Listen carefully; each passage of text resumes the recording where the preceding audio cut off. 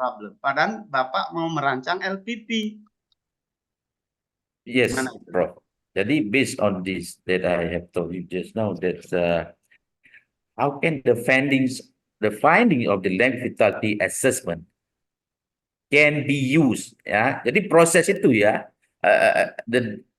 describe the process of finding the land vitality assessment into the designing the conceptual framework. This is Iya. actually the number 4 research question. Again, iya, produknya pasti akan LPP, Kak. Itu pertanyaan saya. Tapi Yes, di Prof. research problem tidak ada urutan cerita bagaimana merancang LPP dalam bentuk konsep.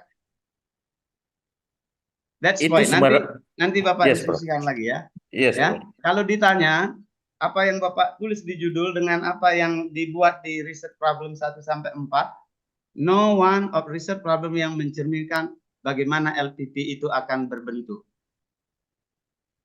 It's my mind, dalam pandangan saya.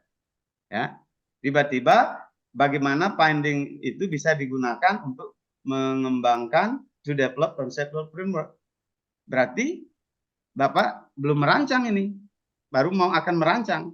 Karena hasil penelitian ini bukan merancang konseptual. Padahal di judul UC merancang konseptual.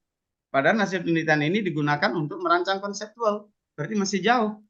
Your research title itu kan designing. Berarti produknya adalah rancangan sebuah conceptual framework. Bentuk LPP kan? Pertanyaan Yeah. sekali lagi, apakah Bapak merancang LPP conceptual framework? Yes, Prof. Yes, I itu ya, itu ya. I have described and I have explained all the process group go through until this final objective. Actually. Ya, tapi tidak kelihatan di question ini. Ya, malah baru langkah sebagian. How can the finding, suppose that you sudah merancang LPP, digunakan untuk mengembangkan LPP. Padahal LPP yang mau dirancang. Question number 4 coba lihat. How can finding of language vitality assessment used to develop conceptual framework? Ini penelitian lebih lanjut, padahal di kopnya adalah sudah merancang, artinya LPP sudah ada dalam hasil penelitian ini. Yes, Bro. Sedangkan ketika pertanyaan number 4 itu jawabannya untuk LPP belum terjawab. I just want to a little bit to describe the process actually, but if you think that we can develop for the this question, no problem. Oke, jadi think it ya. In my mind ketika saya baca ini dengan judul, dengan rumusan masalah, banyak yang belum connect. Padahal produknya ketika orang membaca ini, pasti bayangan orang akan ada sebuah karya dalam bentuk LPP, tapi masih dalam bentuk konsep. Ketika dilihat cara merancang rumusan masalah, itu belum ada akhirnya bagaimana merancang itu. Seperti apa? Kan gitu. That's in my mind. Tapi again, I will describe this in the discussion after how the process blah blah blah designing this conceptual framework initially from a language literacy assessment and then the step taken. Let me tell you something. In the case, let's say here just now you asked to identify the key factors contributing the validity or decline of HNS vernacular. In assessing a language, there are many factors. Yeah, Prof. I think I don't have to inform you. You know already. There are many factors that will be influencing the decline or improvement of language, and those factors together, yeah, with the vitality assessment tools, I can try to explore this kind of thing. So I can see all these factors will mostly contribute to the decline. All these factors is mostly contribute to the improvement. That is why, after finding these kinds of factors affecting the improvement or the decline, then we can design for the development of the conceptual framework of the language planning policy. That's what I meant. Ya, pokoknya kesimpulan terakhir you merancang ya. That's my point when I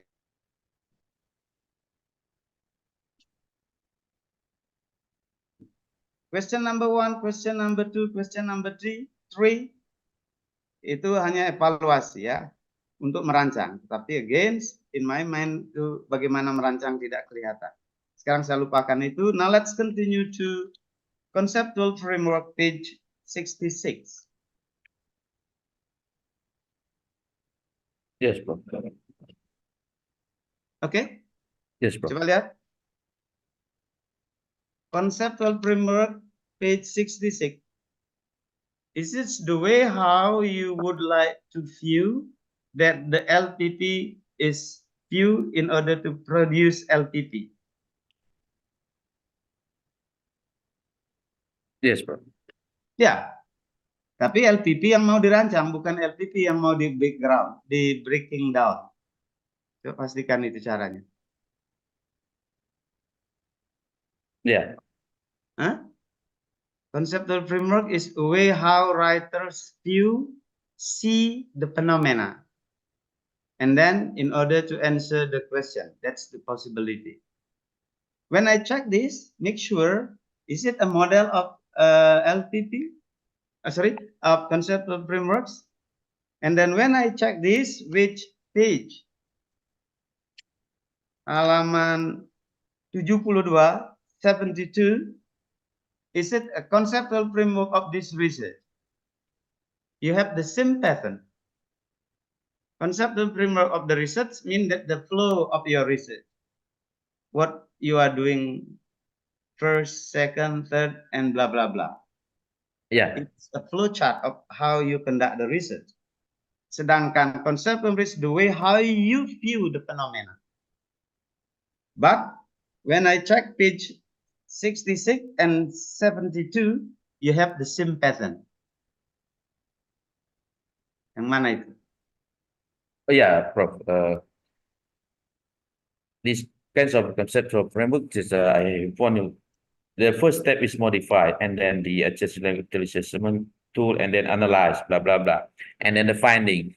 What I give here is just what we call some example of approximately the findings of this research.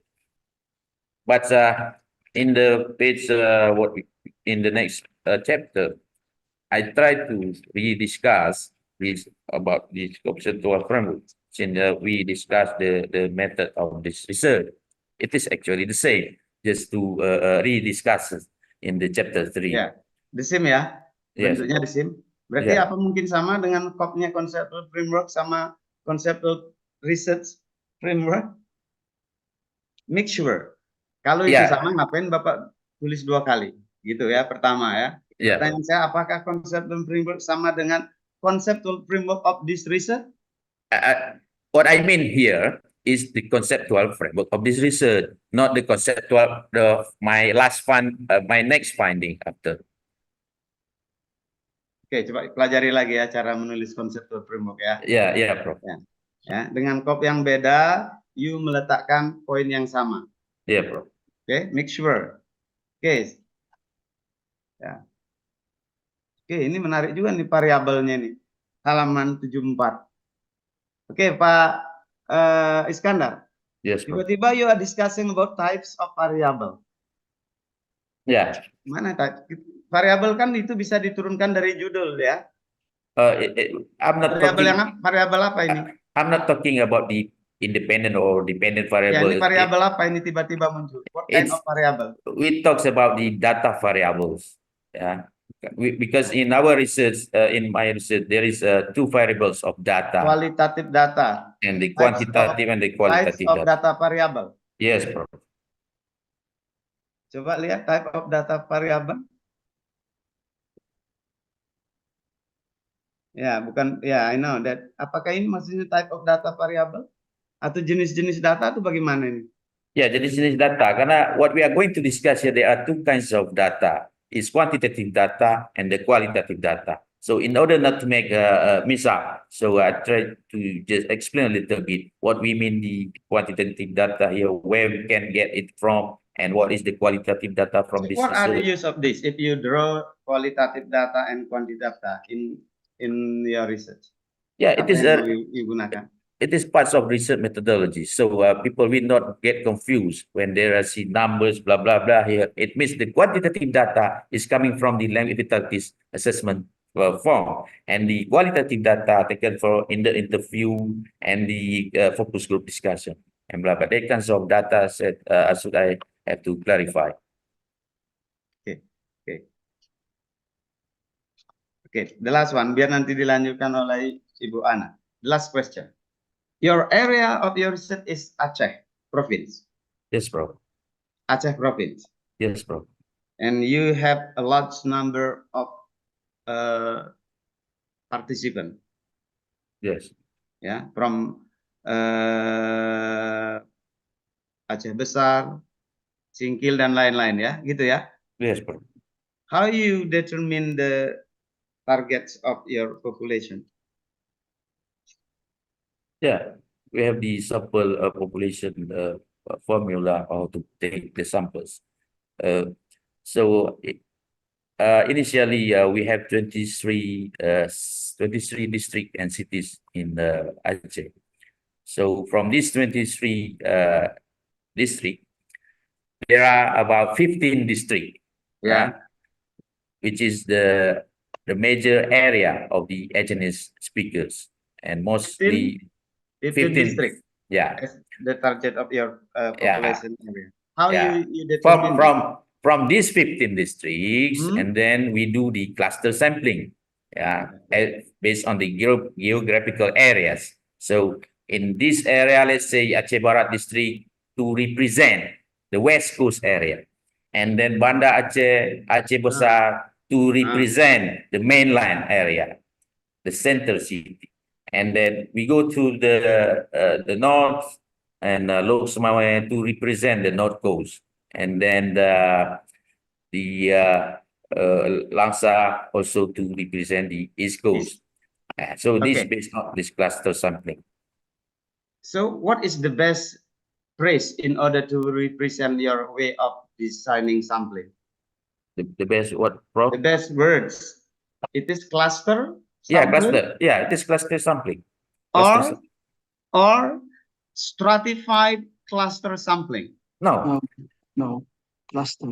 Initially, we do cluster sampling, and then the second stage we do stratified sampling based on educational background, age, school, blah blah blah. That's stratified. Lecturers, student, blah blah blah. Okay. You start from the small area, district, before district, district mean your region tadi ya istilahnya, bagian utara, bagian timur kan. Maka muncullah Aceh Besar, Lok Sumawe. Pertanyaannya, satu regency itu ada turunannya distrik, kecamatan. Di turunan kecamatan ada desa. How you determine this? Itu makanya the best way is stratified cluster random sampling. What I have in mind. Ya, baru represent Aceh. Kalau you hanya mengklaster, ya mengklasterkan, menggrupkan dulu itu. Dari Provinsi Aceh, Aceh bagian utara, Aceh bagian timur kan, maka dapatlah Aceh bagian barat, maka muncullah Kabupaten ABC. Kan gitu kan? Itu mengklasterkan, itu masih klaster. Pertanyaannya ketika satu klaster itu adanya tiga kabupaten, dan satu kabupaten turunannya kan kabupaten, kecamatan, daerah, desa yang paling kecil. Pertanyaannya, kan selalu mengambil dari desa paling kecil. Ya, satu kecamatan ada 15 desa, desanya yang mana? Terus ada satu kabupaten ada 5 kecamatan, kecamatan yang mana? Satu kabupaten. Kemudian satu kabupaten ini adalah klaster dari Aceh bagian timur. Misalnya. So the best way, I think, stratified cluster random sampling. You mengklasterkan daerah, ya kan? You are clustering the region, kan? I do the geographical cluster sampling, and then in terms of the respondent, I do stratified random sampling. Pertanyaan saya, you cluster the region, itu pertama. Yes. Ya, titik, itu sudah pas cluster. My question yang kedua, apakah ketika mengambil orang-orang itu, sampel itu, mulai dari desa kan nggak mungkin tiba-tiba ke kecamatan, ya kan desa paling kecil orangnya yang dijadikan target. No, gitu loh. no, bro. Jadi orang di mana?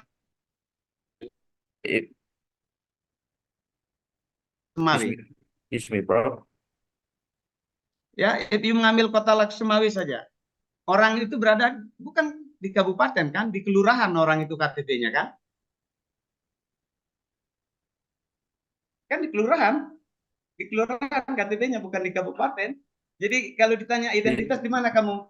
Di desa A, kecamatan apa? Kecamatan B, kabupaten apa? Lok Sumawe. Lok Sumawe adalah Aceh bagian utara, sama dengan kabupaten A dan B. Gitu. Coba Yes, pikir. bro. I'm not going to do the way like you Ya, do. orang target terakhir itu adalah daerah, karena KTP berada di desa. We just do cluster setting. For those respondents who come from Lok Sumawe, so he will represent North Aceh. So it is not possible for me to start from the village, blah, blah, blah. I'm not going to have enough funding to do that. Nggak mungkin. Jadi kabupaten daerah pemerintahan terkecil itu desa. Ya kan? Ambil Lok Sumawe, iya. Lok Sumawe di mana kecamatannya? Kan itu pertanyaan kita kan? Tidak main kecamatan seperti itu. Bukan logika berpikir. Ketika Yusuf di mana tinggal? Lok Sumawe, Pak. Di kecamatan apa? Kecamatan B, Pak. Desanya apa? Desa C. Kan terakhir sudah dijawab dengan desa C. Nggak bisa lagi kita bertanya ke bawah. Coba pikirkan, ya, terminologi itu dan caranya, ya. Kan Bapak sudah mengatakan berapa klaster itu Aceh itu dibuat tadi? Itu based on the majority of Acehnese language. Yang Bapak sudah rancang dalam klaster Aceh menjadi klaster Lima. itu ada berapa? Aceh Lima. Utara, bagian utara ada berapa daerah? Lima, ada berapa klaster? Lima. Nah, 5 kan? 5 klaster kan? 5 klaster, setiap klaster terdiri dari beberapa kabupaten kan? Enggak, bukan 5 klaster, 5 region, 5 distrik. Iya. Satu distrik mewakili satu klaster. Satu geographical area. Sebentar. Agak bingung ini. Provinsi Aceh. Kan kopnya Provinsi Aceh ya? Bapak mengklasterkan itu berdasarkan apa klaster? Pertama berdasarkan majority of Acehnese speaker. Terdapat Sudah ketemu majority of Acehnese speaker? Sudah. Itu ada berapa daerah? Kalau kita sebut 15 kabupaten kota. Oke, stop. 15 kabupaten kota majority Acehnese kan? Yes. Nah, dari 15 itu Bapak klasterkan menjadi bagian utara, bagian selatan tadi? Yes, bro. Begitu yang kan? mewakili barat, yang mewakili timur, yang mewakili betul, utara. Itu yang saya tanya. Mewakili barat, timur, dan utara dan sebagainya. Mewakili barat ada berapa kabupaten? Di sini satu saja. Misalnya berapa? Satu, bro. Hah? Masing-masing satu, bro. Karena masing-masing satu setiap wilayah daerah. Iya kan? Nah, wilayah daerah. Anggaplah misalnya di bagian utara kabupaten apa yang diambil? Misalnya nih. Betul, Kota Lok Sumawe. Kota Lok Sumawe, titik. Kota Lok Sumawe, titik. Iya kan, kota kan? Kota Lok Sumawe itu kan kota. Turunan kota adalah kecamatan. Karakter tiap kecamatan tidak sama, walaupun kopnya Lok Sumawe. Ada kotanya, ada kecamatan yang maju, ada kecamatan yang sedang, dan lain sebagainya. Terus di kecamatan yang maju, desanya ada yang maju, ada yang sedang, ada yang kurang. Itu turunan mengklaster. Kesimpulan, kalau model begini tetap dari daerah yang terkecil untuk mewakili, untuk mengatakan Lok Sumawe. Kalau Bapak, let's say, di kota Lok Sumawe, ada 3 kecamatan kategori kecamatan dengan maju, sedang, dan kurang. Maju, sedang, dan kurang. Misalnya indikatornya ekonomi, maju, sedang, dan kurang. Nah, harus ada desa yang maju berapa, desa yang kurang berapa, desa yang sedang berapa. Kalau faktor ekonomi untuk mengklasifikasi. Atau faktor pendidikan, dan sebagainya, dan sebagainya. Jadi, sangat rumit untuk menentukan ini. Karena the heterogeneous of your population, the more complicated sampling design you use.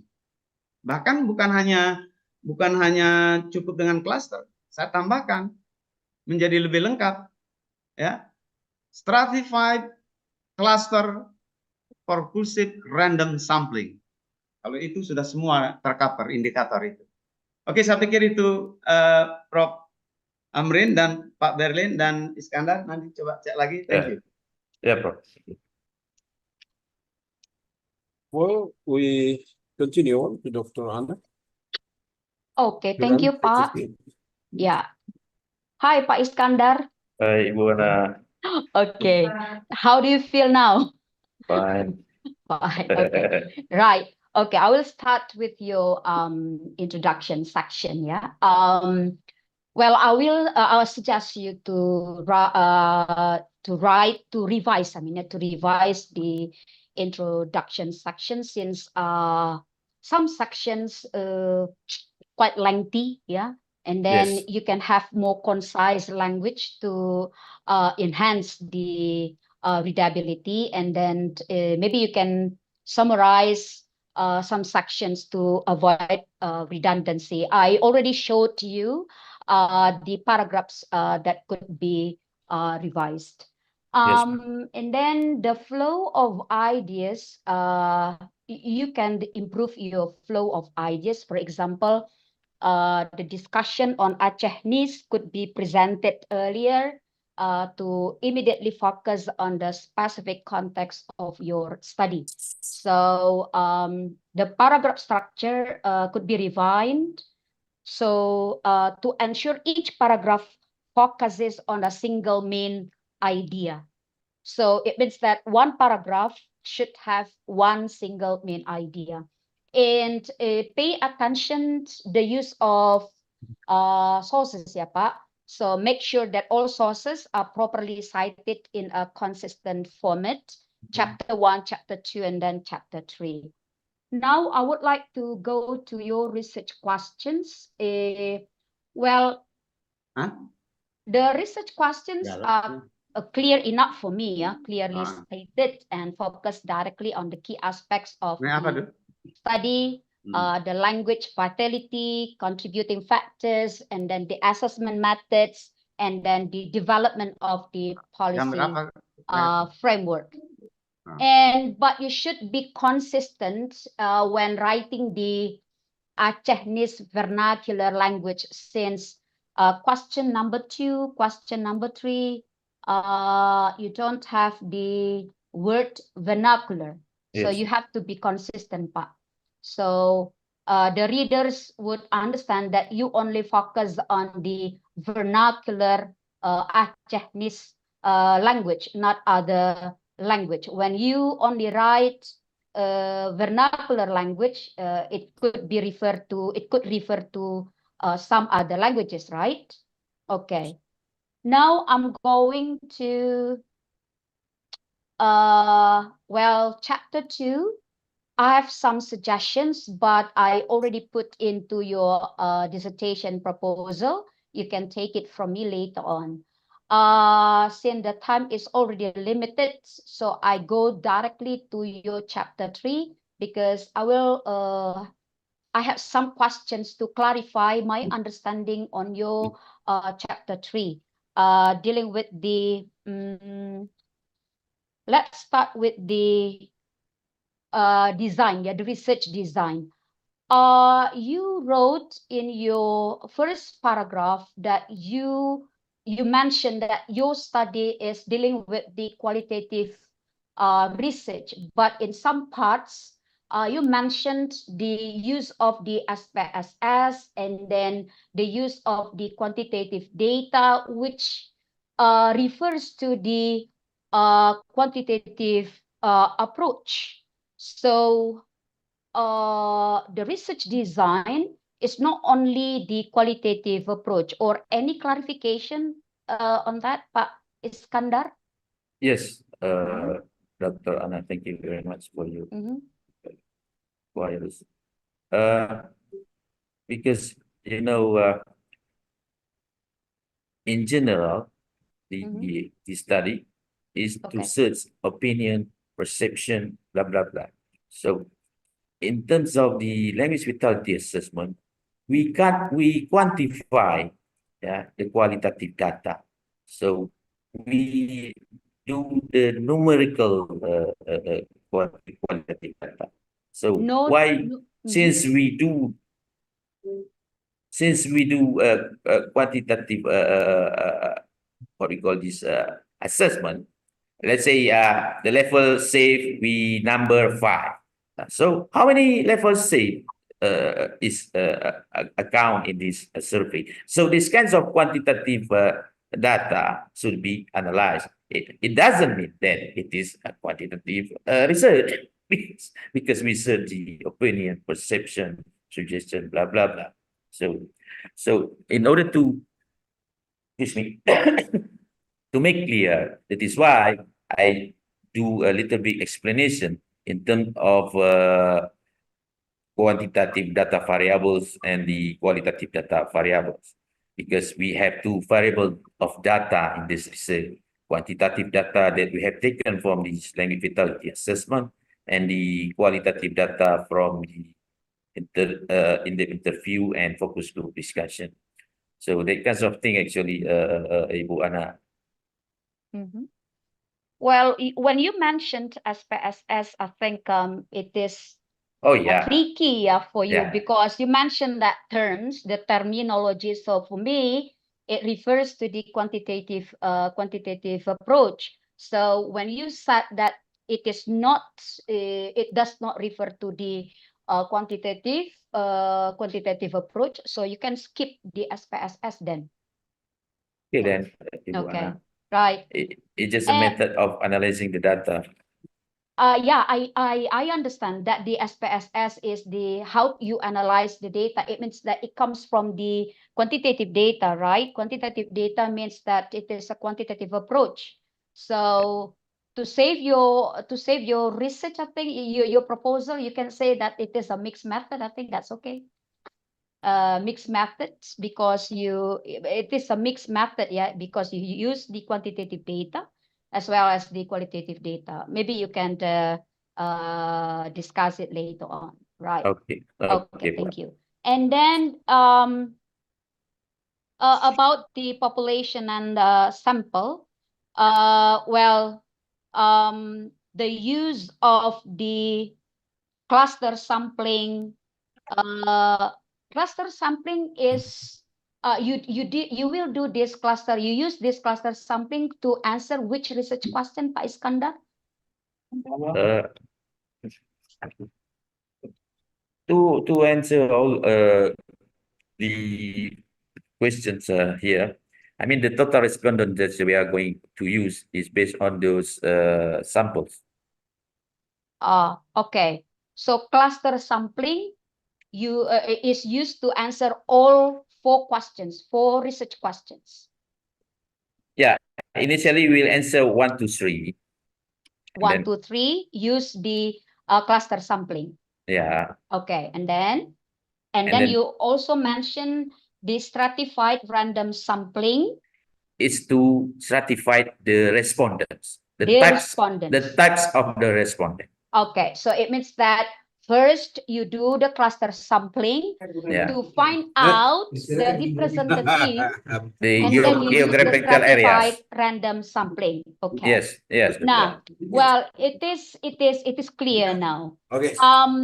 Well, so the stratified random sampling will be used to classify the respondents, but the details on how this classification will be done are not provided. That's why maybe Pak Wayan got confused on that stratified random sampling. So I suggest you to please you write in details. I mean briefly, of course, how this classification will be done, yeah, and then explain the criteria for stratification and the process in more detail, so it is clear. So you can get the how many participants? I forgot. 150. 1,500. Yeah, 1,500 something. And then how you can come up with that amount of people. So you can clarify the criteria selection and then the process in more detail. Now, yes, right. Thanks. And then, okay, dealing with your table 18, yeah, table 18. Could you please go to the table 18? So, Yes. well, it is clear enough. The table is clear enough. You explain it. You make the table good, yeah. But I think it would be helpful to explain the calculation of the total respondents taken from the population in more detail. Yeah. or you can include the formula explicitly in the text and provide an example calculation. One example. You mean the calculation, The right? calculation. One example only.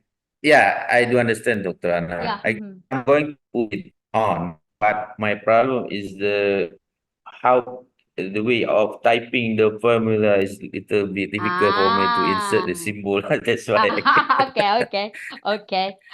I hope that you can find the way out to make it, or yeah, you can leave it. And about the technique, oh yeah, one thing. You don't consider the sampling bias, Pak Iskandar? The sampling bias? You Yeah, don't that is why we don't do this. consider that one? No, I don't consider. Oh, okay. That is why we have the triangulation on the Huh. final process to Huh. make the validation of our research finding. That kinds of thing to prevent the bias that you mean. Okay. Well, it is connected with what Pak Wayan mentioned previously, asking about the stratified random sampling and so on about the respondents. So I think you can consider the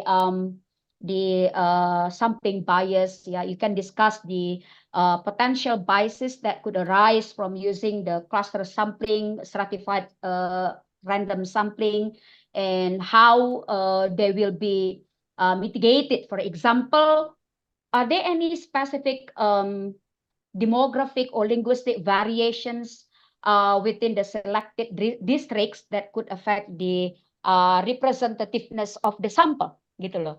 So any any specific demographic and linguistic variations. So you can come up with, okay, these are the respondents that I would like to take as the representativeness of the sample. So you can include the brief discussion on the potential biases and how they will be addressed to ensure the sample is representative of the broad population. It's a broad population. Then Yes. Technique of collecting data. Now, you mentioned there about the tools, which is the modified Acehnis language vitality assessment tools. Yeah. So I think you should provide more detail about the modified Acehnis language vitality assessment tools, since you have many tools that you mentioned in your proposal, right? So I think, well, it is okay, yeah, rather whether you will use this, well, it is still proposal, whether you want to use or not, yeah, you will elaborate later on based on your findings later on, yeah. But I think you can provide more detail about the modified Acehnis language vitality assessment tools. For example,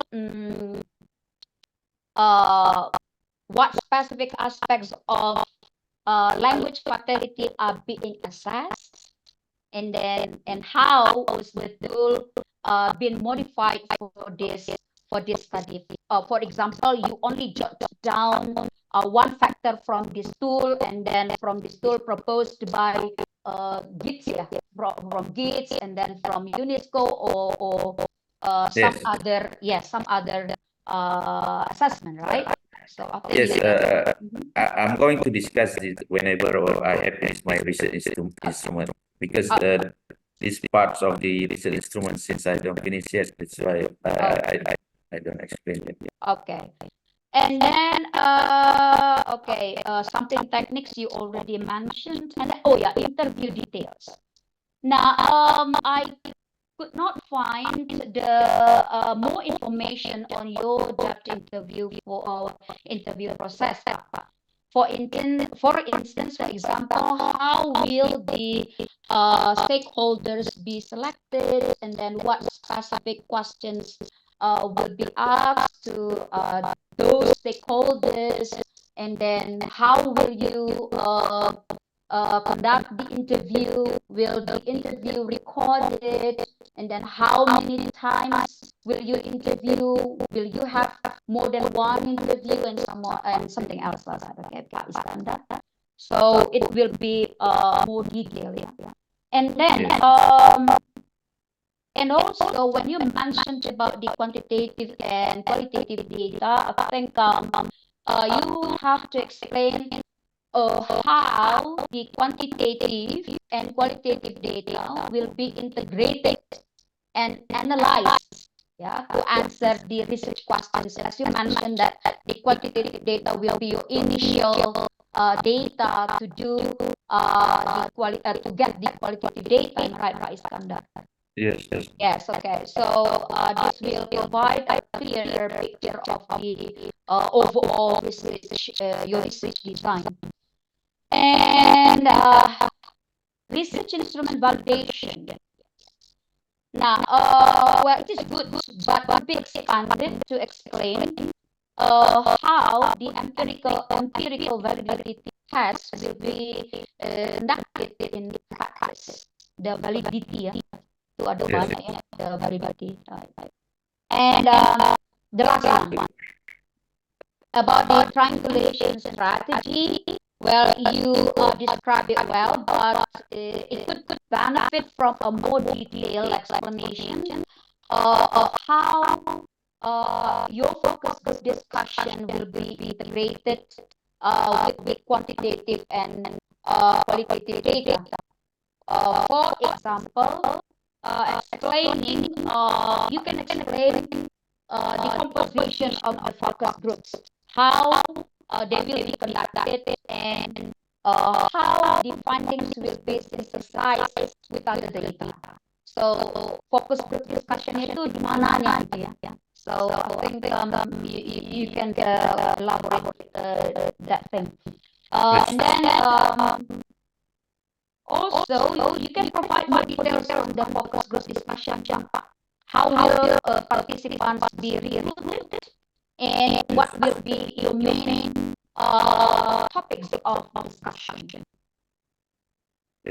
Yes, that's all my questions that you have to consider, Pak Iskandar. Yes, thank Good you. luck on your presentation later on. Thank you. Your thesis. Thank you, Pak Amrin.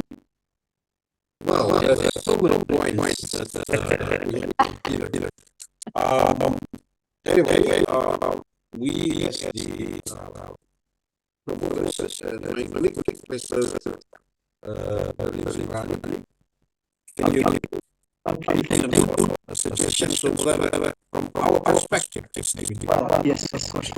Take your time. Thank you, Professor Saladi. Well, let me respond first to the announcement about the focus group discussion. Well, focus group discussion is a new term, probably, which is already known for a long time in the literature of the trustworthiness of the study. In the trustworthiness of the study, the term is used peer briefing. So how to do this? According to Lincoln and Cuba, in that book, Natural Inquiry, after Pak Iskandar had already completed the work, he might not be sure whether what he has done is subjectively or already objectively. So he will ask some people to discuss about what is done. But there is a requirement for those who are invited to discuss. It's just Iskandar cannot invite me, for example, because I am higher than Iskandar in terms of, let's say, in terms of this academic title. But Iskandar will ask the level of the same level. So what the people will suggest will manage to the research result might take into consideration. it should be avoided that what we say will do daily Iskandar. That's the way how we do it in terms of peer briefing. Okay, the second comment about sample and cluster and stratified sample in the context of molecular research. Well, in normally, cluster sampling is defined as grouping of the subject, grouping of the sample that is naturally occur. The grouping is not made by the researcher. While stratified sampling, the grouping is made by the researchers, whether it is based on economic income, education, and so on. But the first sampling is the grouping of the subject naturally, like in this Nelayan, itu dipelajari. So when we talk about molecular, I think clusters is the most suitable one. Why? Because most people who use molecular analysis are already grouped in a certain area. So that will be a cluster sampling. I think this is what we have to remember. And the next about bias of your sampling. Well, I think according to Donald, there are two ways of keeping the sample objective, not biased. The first is fulfilling three criteria. Representativeness of the sample means all the characteristics in the populations are found in the sample. That is the representativeness. And also size. Quantitative research say the territory is quite large. There is samples for crops. And the third is random. Random means every member of the population has equal opportunity to be taken as a number of sample. That is one way. The second way is by doing some statistical analysis, like what you have done on page 76. That you try to find the Z score, which probably is the same as normal data, Z score, and also the other criteria of statistical. So I think it's quite okay, quite safe. And the next, and probably this will be the most important thing, we need to clarify to the readers or to the examiners that this is not really R&D. This is not R&D. This is qualitative research. Why? Because I think if you talk about R&D, there must be something like doing experimentations to prove that the product you have already done is already significantly effective and so on. But in the case of this study, molecular language, how can you do that? If you have already produced a framework or a language planning policy, do you think that you try to apply this, and how can you, when can you find the result that it is already effective to make or to maintain the language? It will take a long time. Okay. So and in addition to take a long time, it is impossible to do that, I think, because the progressions of the year by year is changing in the society, and that's why I think you are right just to say that planning policy conceptual framework. So how did you do that? I think you do it by first of all checking the reliability of the previous tools. Okay, so this is one of the findings of your work. I think you say you suspect that the previous tools are not quite reliable, so you make some work at that, and after finding it, you can get the reliable tools, and then you go to the language mentality. Language mentality maksudnya bahasa ini sudah terancam mati, terancam punah, sedang sakit, sedang ini, kan begitu. And when you find some key factors, that is the qualitative research, you get the key factors. So you try to develop the framework of language planning by taking analysis between language factors and the currently theory of language maintenance and so on. So this is something like a reflection work. This is something like analysis work.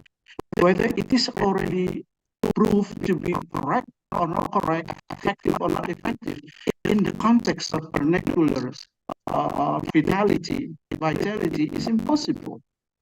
So let's the government evaluate, for example, when you make up a policy that language should be used at the elementary schools starting from SD kelas 1 sampai kelas 3.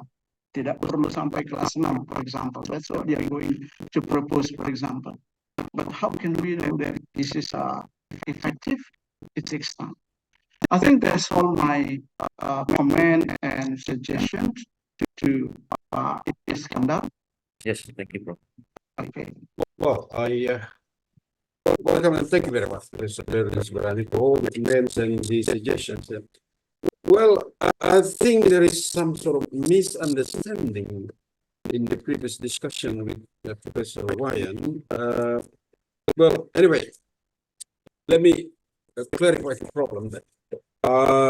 Designing Argenis, I think it's sufficient to have your topic by writing it as designing Argenis vernacular language planning policy. That's sufficient. There's no need to say sort of a conceptual framework, because designing this kind of thing is what we call as progressive things. It is just like testing the effectiveness of constitutions of a country. Can you imagine how we can test the effectiveness of Undang-Undang Dasar 1945? So language policy is just like, designing constitutions by referring to various resources then. So, well, the question is, have you put the point that you are going to design that kind of policy? I think we have done that, Iskandar. Just look at page 14. Okay, page 14. Question number 1. Okay, what is the current language vitality status of the Argenis vernacular? Okay, that's okay. Question number 2. What are the key factors contributing to the vitality and over decline of Argenis language, etc., etc.? And question number 3, how reliable? And then we ended up with number 4, how can the findings from the language vitality assessment be used to develop a conceptual framework, that's okay, with Argenis vernacular language planning policy? So have that one then in capital letters. Okay, that means a new thing which is developed from vernacular with lowercase letter in question number 1. Okay, vernacular. Yes, so in question number 2, Argenis vernacular language planning policy, LPP, LPP. Okay, it's a new thing which is coded by capital letters. Okay, capital letters. It's a new thing design. So meaning vernaculars general, and now you combine that together into a Argenis vernacular language planning policy. So it has been in the right track, in the appropriate track. Okay. Yes. But there are some things that we need to make it sure.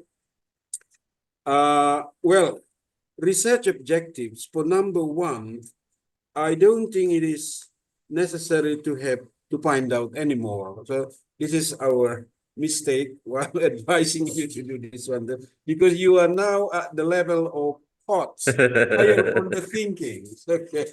No longer to identify, Yes, but bro. to evaluate the current Achenes vernacular vitality. When you evaluate, that means you find out its value, its ability, its potential to be combined. Also, to identify the key factors, no, to ascertain, that will be the appropriate verb at the level of higher order thinking skill. So to ascertain the key factors contributing, that's kind of things then.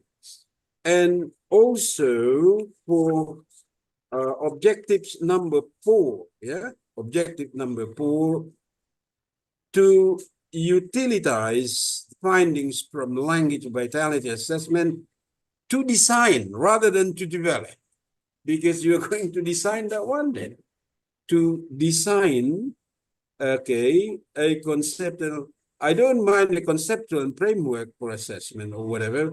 The very important thing is you have that in capital letters, meaning that's the thing that you design, the things that you design, okay?